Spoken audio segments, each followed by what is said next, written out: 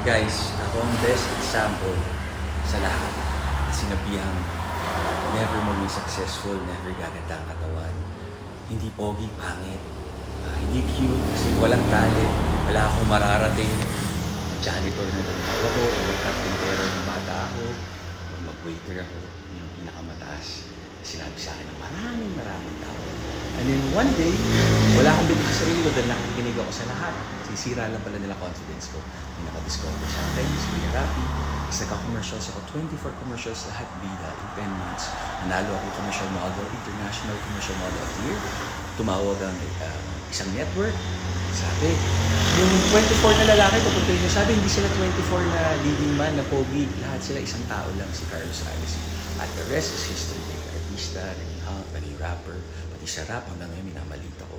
So just do your best and God will do the rest as long as wala kayong ginagawang masama. Natin yung mga hate at negativity ng iba.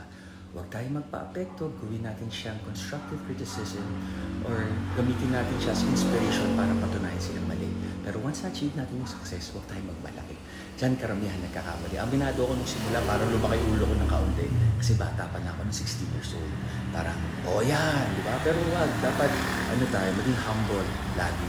At lagi tayo makatulong sa kapwa. Mag-ingat lang tayo sa tutulungan kasi yung iba, ginagamit ka lang. Tapos pag nakuha nila gusto nila, wala ka na sa kanila. Or pag ikaw naman nangailangan, karma na lang bata sa kanila. Tama kayo, mali ako. Match Dr. Do over for you. Happy, healthy guys. God bless.